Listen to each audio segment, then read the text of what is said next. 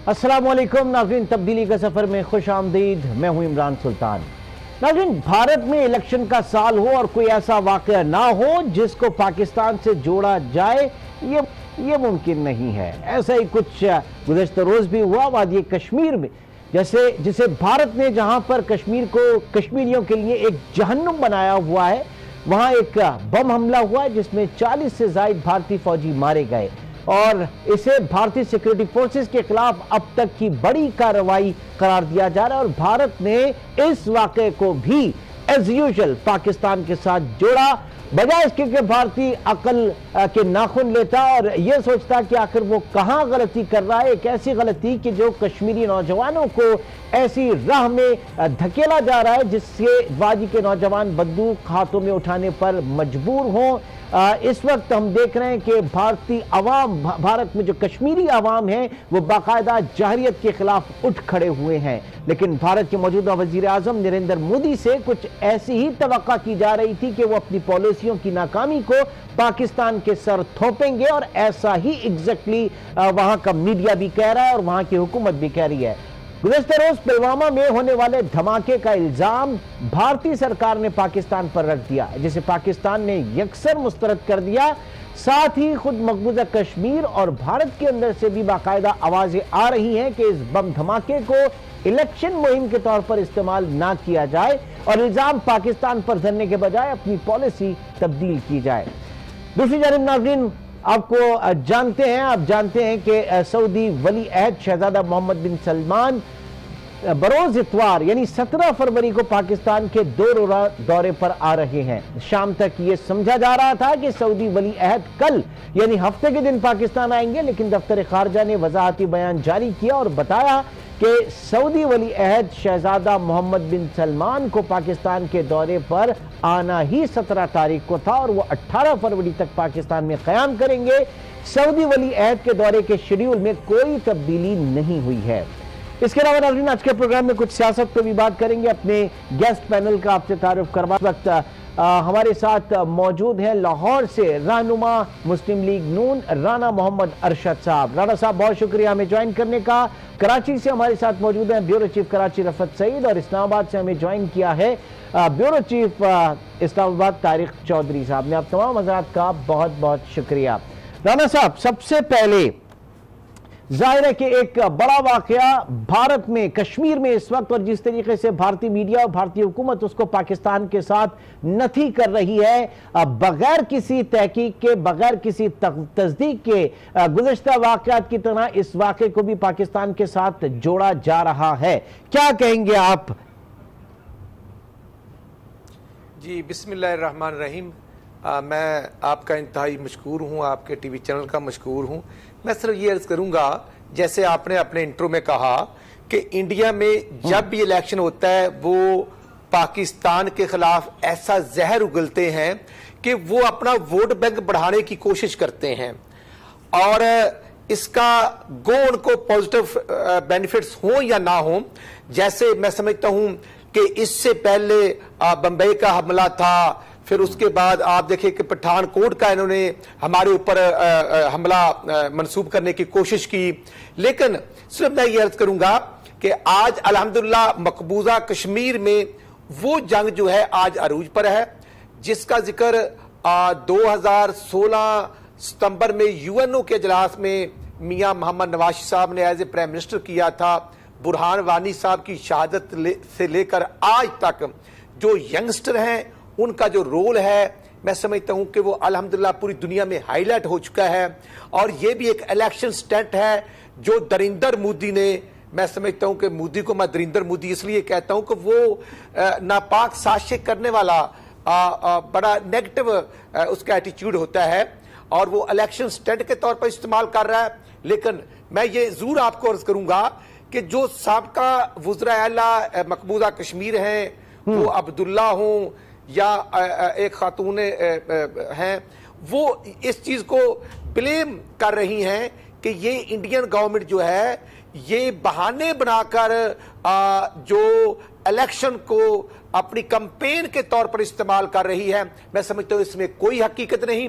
जो 1 लाख के करीब हरियत पसंद जो शहीद हुए हैं उनके रंग अल्हम्दुलिल्लाह उनकी शहादतें रंग ला रही हैं और इंशाअल्लाह हम इंटरनल हमारे इशू जैसे भी हों लेकिन हम अफवाज पाकिस्तान और पाकिस्तान की 22 करोड़ अवाम अल्हम्दुलिल्लाह मुत्तहद हैं। जैसे 12 मई 1998 को इंडियन गवर्नमेंट ने 5 धमाके किए थे तो फिर अल्हम्दुलिल्लाह 28 मई 1998 को उस वक्त के प्राइम मिनिस्टर मियां मोहम्मद नवाज साहब ने पाकिस्तान की आवाम को की यकजहती के तौर पर 6 धमाके किए थे और आज भी हम इंशाअल्लाह हमारी फोर्स ईंट का जवाब पत्थर से देने की नहीं, जाहिर है कि यहाँ पर तारिक चौधरी साहब, इंडिया में स्पेशली इलेक्शन के दिनों में हमेशा एक पाकिस्तान एंटी पाकिस्तान नैरेटिव ही बिकता है और अभी तक ये आवाजें इंडिया से भी आ रही है कि जो इंडिजिनस वहां पे तहरीक है वो जोर पकड़ रही है, लोकल वहां के जो इस तहरीक में शामिल है और इसका दावा जो है खुद फारूक अब्दुल्ला जो है वो भी ये बात कर रहे हैं ना। बात यहाँ पे ये पैदा होती है कि इतनी हाई मिलिटराइज्ड रीजन में, दुनिया में सबसे ज्यादा हाई मिलिटराइज्ड रीजन है, वहां पे इतना ज्यादा जो है वो एक्सप्लोसिव लेके किसी का मूव करना, ये किस बात की निशानदेही है? क्योंकि ये इसमें खुद इंडियन जो है वो अपने उनकी मौजूदगी के ऊपर भी सवाल उठाया जा रहा है। तो ये मीडिया वहां का इसको बिल्कुल ही दरगुजर कर रहा है। देखिए, एक तो बड़ी अजीबोगरीब बात है कि इंडियंस जो हैं उनको वो कहते हैं, दावा तो बहुत है कि उनके पास बहुत बड़ी इंटेलिजेंस एजेंसी है, रॉ है और दीगर एजेंसीज भी हैं, लेकिन उनको किसी भी वाक़े से पहले खबर नहीं होती। लेकिन जब कोई वाक़या हो जाता है तो उसके 5 मिनट के अंदर उनको खबर हो जाती है कि इसमें पाकिस्तान मुलव्वस है। अब देखें, ये आपने जो कहा कि उनके बड़ा हाईली मिलिटराइज्ड एरिया है, कोई 8 लाख के करीब फौज है।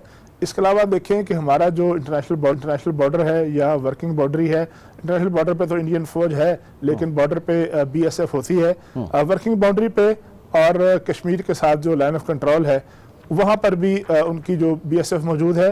और सबसे बड़ी बात यह है कि कई सौ की दोहरी जो है डबल और बाकायदा फोटोग्राफी के और दीगर जो गैजेट्स हैं उसमें, उसकी मौजूदगी में ये तो पॉसिबल नहीं है, नामुमकिन हो चुका है कि यहाँ से पाकिस्तान से कोई इन्फिल्ट्रेशन हो। मीडिया तोहन करहन कोई मानता है कि पाकिस्तान से इन्फिल्ट्रेशन नहीं होती।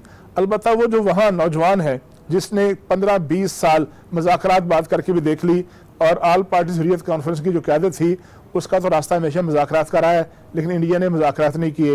यशवंत सिन्हा साहब जो हैं वो इंडियन बड़े सीनियर पार्लियामेंटेरियन हैं, उनकी रिपोर्टें मौजूद हैं और बहुत से फॉर्मर जजों की रिपोर्टें मौजूद हैं और इंडियन जो सिविल सोसाइटी के लोग हैं उनकी रिपोर्टें मौजूद हैं कि कश्मीरियों से बात करनी पड़ेगी।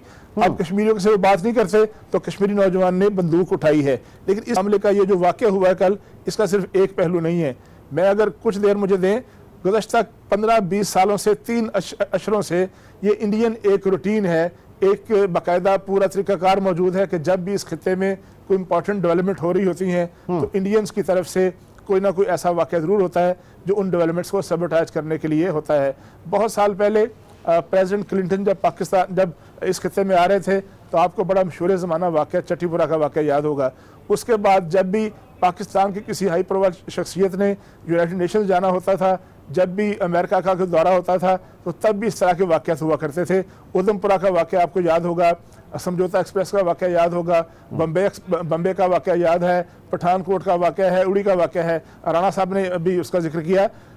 मज़ेदारी की बात यह है कि फौरी तौर पर पाकिस्तान पर इल्ज़ाम लगता है, कुछ अर्से बाद, साल बाद 2 साल बाद इंडियन इंटेलिजेंस की रिपोर्टें आती हैं कि इसमें कोई गैर मुल्की या कोई पाकिस्तान का जो ऐसी जिसे कहते हैं कि स्टेट एक्टर मौजूद नहीं था, इन्वॉल्व नहीं था और वो फिर खुद उसके रास्ते तलाश करते हैं। बल्कि जो समझौता एक्सप्रेस के वाक़े में तो कर्नल प्रोहत जो थे, इंडियन BSF के कर्नल थे, बाद में पता चला कि वो खुद इन्वॉल्व थे। अब भी आप देखें, गुज़श्ता 3-4 महीने से पहले कराची में कौंसलेट का वाक़या हुआ, जब चाइनीज़ कौंसलेट पे हमला हुआ और उसमें जो मुलव्वस लोग थे वो असलम अच्छू था, उसके बारे में पता चला कि वो भारतीय अस्पतालों में ज़ेर इलाज है। फिर उसके बाद जो लोरालाई का वाक़या हुआ, ये मैं इसलिए बता रहा हूँ कि आप इस खित्ते की डेवलपमेंट्स को देखें कि एक तरफ तालिबान के साथ बातचीत चल रही है, अमेरिका बातचीत कर रहा है, रूस में उसके मुज़ाकरात के द्वार हुए हैं, दूसरी तरफ पाकिस्तान ने एक बहुत बड़ा डिप्लोमेटिक इनिशिएटिव लिया करतारपुरे का। ये सिर्फ इलेक्शन की बात नहीं है, करतारपुरे को सबटाज करने की बात है, तालिबान के साथ उस खिते में मुज़ाकरात की बात हो रही है, अमन की बात हो रही है, इसको मुतासर करने की कोशिश है। फिर इसके बाद ये भी देखिए कि एक बहुत हाई प्रोफाइल शख्सियत मलेशिया, पाकिस्तान, इंडोनेशिया और इंडिया के दौरे पे आ रही हैं। इसको अगर देखें मिलाकर तो 2 दिन पहले जहदान में जहदान में एक वाक़या हुआ है, उनके पासदारान इनकलाब पर हमला हुआ खुदकश, उसके बाद कल जो है पुलवामा में हमला हुआ है। तो ये सारे वाक़यात अगरचे एक दूसरे से इंटरकनेक्टेड नहीं है लेकिन आइसोलेटेड भी नहीं है। इस खिते में ऐसे एलिमेंट्स मौजूद हैं, लार्जर पर्सपेक्टिव में अगर तनाजुर में देखा जाए तो कहीं न कहीं बाने जरूर जो है वो उसके मिलते हैं। और जाहिर है कि ये भारतीय शरंगेजी जो कि पाकिस्तान में इस तरह या रीजन में इस तरह की जब भी पीस टॉक होती है तो वो उसको सबोटाज करती है। रफत सईद आप क्या कहेंगे? सवालिया निशान बहुत सारे कि इतने हाई सिक्योरिटी एरिया में इस तरह की वारदात, इस तरह की कार्रवाई होना कैसे मुमकिन है कि इतने ये तमाम वाकयात हो गए? और फिर जाहिर है कि जो इवेंट्स इस वक्त बता रहे हैं तारिक चौधरी, उनके ऊपर अब क्या कहेंगे? देखिए, तारिक चौधरी ने बहुत तफसील से बताया और इत्तेफाक ऐसा है कि जितनी बातें तारिक चौधरी कर रहे थे तकरीबन कमोबेश यही सारी बातें मेरे जहन में थी, लेकिन इन्होंने बहुत तफसील से बता दी है। मैं इसके साथ यही कहूँगा कि इस खित्ते में रीअलाइनमेंट हो रही है, इस खित्ते में नए इत्तेहाद बन रहे हैं, इस खित्ते में नई डेवलपमेंट हो रही है और मेरे ख्याल में ये भारत को पसंद नहीं है। अच्छा रफत, एक चीज जाहिर है कि तारिक ने बहुत डिटेल में बताई, क्योंकि पिछले कल से जो हम देख रहे हैं कि पाकिस्तान के खिलाफ जो हरजा सराई हो रही है भारतीय चैनल्स में, उनके मुख्तलिफ टॉक शोज में उनके रिटायर्ड फौजी अफसरान भी जो है वो आ रहे हैं और वो बाकायदा ये कह रहे हैं कि भारत जो पाकिस्तान में कार्रवाइयां कर रहा है उसको मजीद तेज कर देना चाहिए, जो जासूसी के हवाले से या दीगर कार्रवाइयां कर रहा है बहुत तेज कर देना चाहिए। तो पाकिस्तान इन चीजों को कैश करा सकता है, इनको पाकिस्तान प्रोपेगेट कर सकता है कि भारतीय जो साबिक फौजी अफसरान है वो तो बाकायदा खुद एडमिट कर रहे हैं कि इंडिया पाकिस्तान में इस तरह की कार्रवाइयों में मुलव्विस है। देखिए, आपने भारतीय मीडिया की बात की है। हम अरसे से कारगिल हो या कोई भी वाकया हो, आप जितने भी तारीख ने नाम लिए हैं, तमाम वाकयात में इंतहाई गैर जिम्मेदाराना रवैया रहा है। गो के हमसे ज्यादा डेवलप है वहां पर मीडिया, हमसे ज्यादा टीवी चैनल है वहां पर, लेकिन आप देखें कि वो बात जिस तरह की करते हैं वो मीडिया तो इस तरह की बातें वहां की कर रहा है जिससे भारत को पाकिस्तान पे हमला कर देना चाहिए, फौरी तौर से जंग हो जानी चाहिए। इस किस्म की जो गुफ्तगू आ रही है वहां से, और उसके बाद जो उनके साबिक फौजी हैं, जनरल्स हैं, उनका भी रवैया कमोबेश दोनों का यही है। किसी की तरफ से कोई संजीदा बात इस तरह की नहीं आ रही है कि अफामो तफहीम, और खुद अंदर से आवाज उठ रही है बातचीत, और अब हर तरफ से आ रही है कश्मीर के हवाले से कि वहां खुद भी के बातचीत के बगैर ये मसला हल नहीं हो सकता और इन्हें बात करनी चाहिए। फिर इसके साथ मैं कहूंगा कि भारतीय इंतखाबात को हमें नजरअंदाज नहीं करना चाहिए। एक नई कुव्वत इमर्ज हो रही है कांग्रेस की, इसमें अगर आप ये कहें कि राहुल गांधी और प्रियंका जिस तरीके से एक्टिव हुए हैं सियासत में, लखनऊ में जो आज जलसा उन्होंने किया है उसमें जो हाजिरी देखें, अवाम में पजीराई देखें, मुसलमानों की तरफ मुसलमान वोटर जो है वो कांग्रेस की तरफ देख रहा है। जो कुछ नरेंद्र मोदी की हुकूमत ने मुसलमानों के साथ वहां किया है उसके नतीजे में कांग्रेस को वो तरजीह दे रहे हैं, और उनके जलसे, उनकी रैलियां, उनकी एक्टिविटीज दोनों भाई बहनों की एक मैच्योर सियासतदान के तौर पर वो आगे चल रहे हैं। गो के इस मसले पर जो पुलवामा है इस पर उन्होंने वहां खामोशी भी अपने जलसे में इख्तियार की, लेकिन ये इस चीज को इससे भी मुरीदी हुकूमत जो है वो परेशान है कि कांग्रेस, और फिर हालिया जो इंतखाबात कुछ स्टेट में हुए वहां पे उन्हें शिकस्त भी हुई, तो खासी मुश्किल सूरत हाल है। ऐसे में ये जो कुछ वाकयात हो रहे हैं ये नरेंद्र मोदी को सूट करते हैं, ये जारहाना रवैया उसे सूट करता है अपने और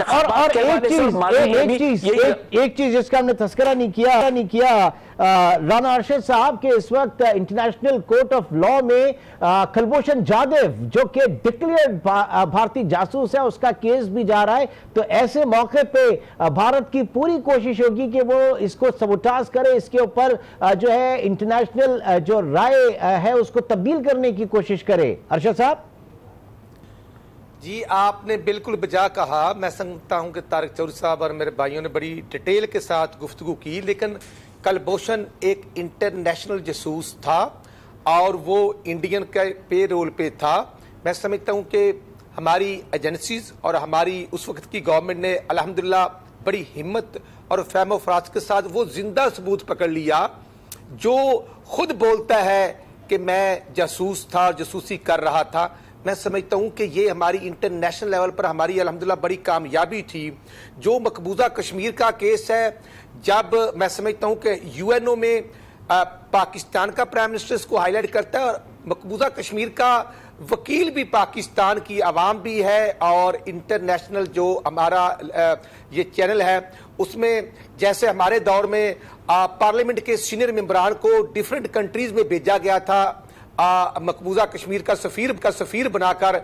मैं समझता हूं कि आज कलभूषण और उस जैसे जो छोटे छोटे और भी जासूस हैं, कुछ और लोग भी पकड़े गए हैं।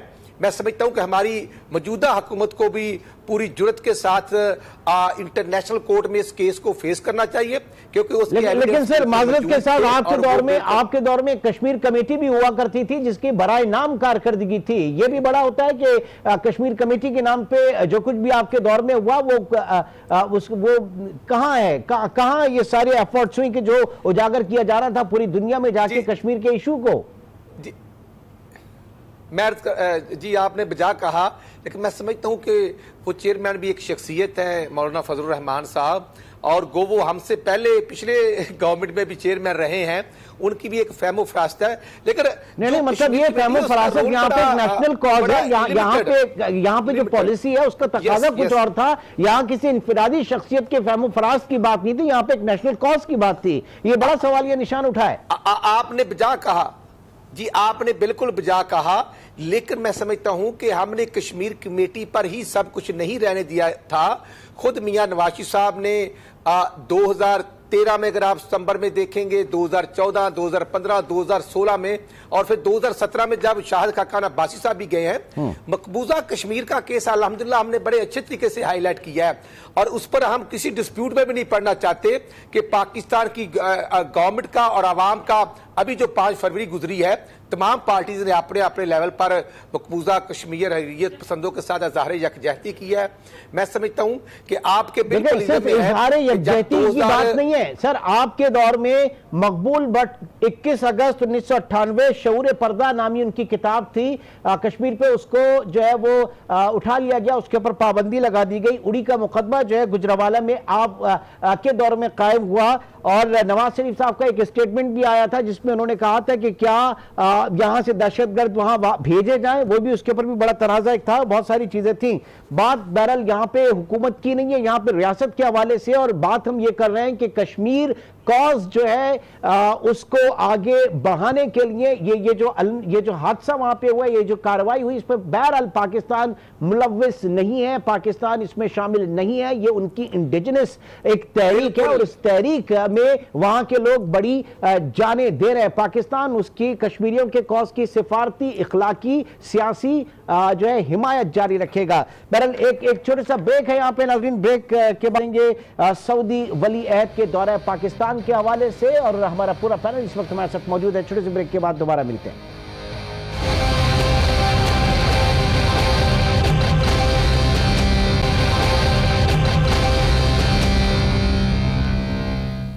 वेलकम बैक नाज़रीन। अब बात करेंगे सऊदी वली अहद शहजादा मोहम्मद बिन सलमान के दौरे पाकिस्तान की, जो 17 फरवरी को पाकिस्तान तशरीफ़ ला रहे हैं। 2 रोज़ा उनका दौरा होगा।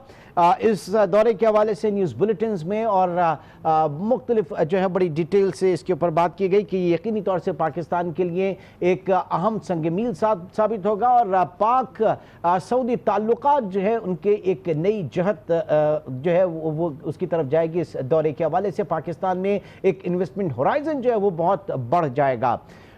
इस वक्त इस दौरे के हवाले से हम बात करना चाहेंगे जो फेडरल कैपिटल में सूरत हाल देखी जा रही है।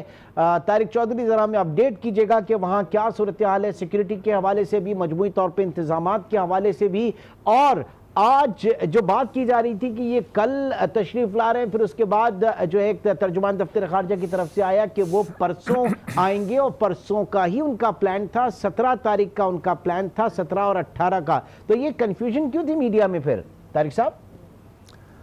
देखिए नहीं, ये कंफ्यूजन नहीं है। पहली बात तो ये है कि ये भी दुरुस्त है कि बहुत से ऐसे हलके हैं जिसमें खुद यहाँ के मकामी जो सऊदी एम्बेसी है उसके हुकाम भी शामिल हैं। उन्होंने of the record, on the record 16 और 17 बताई थी, लेकिन साथ ये भी कहा गया था कि ये तारीखें जो टेंटेटिव हैं। अच्छा। ज़ाहिर है जब सऊदी क्राउन प्रिंस ने रीजन के दौरे पर आना होता है, अगर सिर्फ पाकिस्तान आ रहे होते तो फिर शायद हम इस पर कुछ शकूक व शुबात का इजहार करते कि ऐसा क्यों हुआ है, लेकिन ज़ाहिर है उन्होंने मलेशिया भी जाना है, इंडिया भी जाना है, इंडोनेशिया भी शायद जाना है, और इस दौरे के अख्ताम पर यकीनी तौर पर मैं नहीं कह सकता, लेकिन मेरा ख्याल है कि शायद चीन भी वो जाएंगे।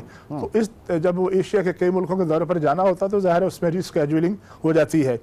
ये भी दुरुस्त है कि दफ्तर खारजा ने और बहुत से लोगों ने कल का ही कहा था, और हमारी इतला ये थी कि कल शाम पहले 4 बजे का पता था, हमें लगा था कि 4 बजे लैंड करेंगे, फिर ये पता चला था कि वो 6:45 बजे लैंड करेंगे, लेकिन फिर उसके बाद जो है एक खबर आनी शुरू हुई जिसमें कहा गया कि शायद उनका दौरा जो है उसकी टाइमिंग जो है रीएडजस्ट हो रही है। तो अब मेरा ख्याल है कि रीएडजस्ट हुई है और वो 17 और 18 हो गई है। दौरा तो 2 दिन का ही है, लेकिन अब वो 16 और 17 के बजाय 17 और 18 का है। मेरा ख्याल है ये कोई ऐसी गैर मामूली बात नहीं है। वैसे भी सिक्योरिटी पॉइंट ऑफ व्यू से जिस तरह के कुछ वाकयात गिरदोनवा में हुए हैं, उसके बाद भी डेफिनेटली कुछ बहुत सी तैयारियां होती हैं, और स्टेट लेवल के जो गेस्ट होते हैं उनके लिए बहुत से ऐसे चीजें। अब ये बताइएगा तैयारियां क्या हैं और कितना संगमील साबित होगा ये पाक अरब ताल्लुकात के हवाले से? देखिए, पाकिस्तान के अरब मुल्कों के साथ वैसे ही बहुत मिसाली ताल्लुकात हैं। ऐसे ममालिक भी जो कि आपस में तो मुतहारब हैं, जिस तरह रिसेंटली डेवलपमेंट्स जब हुई थी तो कतर और सऊदी अरब का तनाज़ा हुआ, और उसके बाद कतर का कुछ मुल्कों ने बायकॉट भी कर दिया, लेकिन पाकिस्तान के वो कुवैत हो या कतर हो या यूएई हो या सऊदी अरब हो, सबके साथ अच्छे ताल्लुकात हैं। ठीक, इस दौरे की अहमियत जो है सिर्फ इस लिहाज से नहीं है कि इसमें कितनी इन्वेस्टमेंट आएगी और कितने पैसे आएंगे या पैसे नहीं आएंगे। देखिए, पाकिस्तान का एक किरदार है, और पाकिस्तान के इस किरदार को जब पाकिस्तान अपना किरदार उजागर करता है तो फिर दुनिया उसको तस्लीम करती है। कई दफ़ा ऐसा होता है कि हमारे कुछ मुल्कों के साथ ताल्लुकात या तो सर्दमोरी का शिकार हो जाते हैं या फिर एक जगह आके रुक जाते हैं, लेकिन इस्लामी मुल्कों के साथ जो ताल्लुकात हैं हमेशा उनमें इजाफा हुआ है। पाकिस्तान ने यमन के तनाज़े में आपको याद है किरदार अदा किया। सऊदी अरब और ईरान का जब कॉन्फ्लिक्ट हुआ, मियां नवाज शरीफ साहब जब प्राइम मिनिस्टर थे पाकिस्तान के, उस वक्त भी उन्होंने किरदार अदा किया। माजी में जुल्फ़िकार अली भुट्टो से लेकर ज़ियाउल हक तक, ज़ियाउल हक के बाद तमाम हुक्मरानों ने, मोहतरमा बेनज़ीर भुट्टो ने, परवेज़ मुशर्रफ ने, सब ने जब भी रीजन में मशरिक़ी वस्ता में कोई इशू पैदा हुआ है तो राना अरशद साहब की तरफ भी चलते हैं। राना साहब, साबिक़ वज़ीर आज़म नवाज शरीफ के ज़ाती मरासिम सऊदी जो है फरमा रवाज से और सऊदी फैमिली से बड़े अच्छे रहे, लेकिन इतनी इन्वेस्टमेंट, इतना बड़ा पाकिस्तान में जो एक इन्वेस्टमेंट होराइजन जो आ रहा है, जो सऊदी यहाँ पे अपने स्ट्रेटेजिक पाकिस्तान के साथ पार्टनर बनने जा रहे हैं, वो आपके दौर में नहीं हुआ था। आप क्या समझते हैं कितनी बड़ी कामयाबी है ये मौजूदा हुकूमत के लिए या पाकिस्तान के लिए? रादर देन हुकूमतों को छोड़ के हम रियासत की बात करें तो पाकिस्तान के लिए कितना अच्छा दौर शुरू होने जा रहा है? मैं सिर्फ इंतहाई अदब से ये अर्ज करूंगा कि 1974 में जुल्फ़िकार अली भुट्टो साहब के दौर में मुस्लिम जब कॉन्फ्रेंस हुई, उस वक्त भी पाकिस्तान का बड़ा एक कलीदी रोल था। उसके बाद आप देखें कि सऊदी अरब से मियां नवाज शरीफ फैमिली के ज़ाती टर्म भी थे, लेकिन ओवरऑल मैं समझता हूं कि पाकिस्तान की आवाम जो है वो सऊदी अरब से जो एक प्यार मोहब्बत का जो एक मजहबी लगाव है उसका कोई नेमल बदल नहीं है। आप ये देखें कि जब पाकिस्तान ने एटमी धमाके किए 28 मई 1998 तो पाकिस्तान पर इंटरनेशनल पाबंदियां लग गई थी, और सऊदी अरब हमें कई साल मुफ्त ऑयल, पेट्रोलियम मसनूआत, पेट्रोल देता रहा, लेकिन ज्यादा हम उस वक्त हाईलाइट नहीं करते थे। फिर जब इस वक्त भी मियां नवाज शरीफ साहब की गवर्नमेंट आई है तो उन्होंने काफी इंटरनल इश्यूज को टेकअप किया था, लेकिन क्योंकि इशू ये है कि आज जो इमरान खान साहब का जो अपना उनका तरीक़ेकार है कि वो कंटेनर पर भी थे और कंटेनर से नीचे भी नहीं उतरते थे। देखिए ना, आज सऊदी प्रिंस का आना हमारे लिए बड़ा खुश आइंद है, पाकिस्तान के लिए और ओवरऑल गवर्नमेंट के लिए भी, अपोजिशन के लिए। लेकिन इशू ये है कि इतनी बड़ी इन्वेस्टमेंट अगर आ भी रही है तो ये बड़ी अच्छी बात है, लेकिन जैसे पहले इमरान खान साहब का विजिट था सऊदी अरब का तो उम्मीदें बड़ी थी, लेकिन मायूसी लेके आए।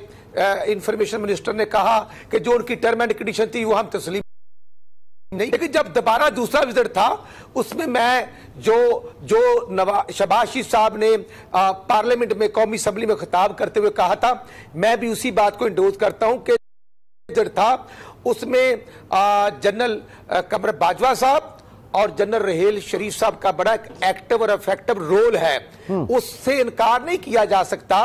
और अब इशू ये है कि प्रिंस साहब तशरीफ तो ला रहे हैं, लेकिन वो हमारे अजली दुश्मन इंडिया के साथ भी जा रहा है, फिर मलेशिया इंडोनेशिया का भी दौरा है, शायद चाइना भी जाए। लेकिन असल चीज ये है कि चाइना पाकिस्तान का दोस्त था, आज भी है, रहेगा भी।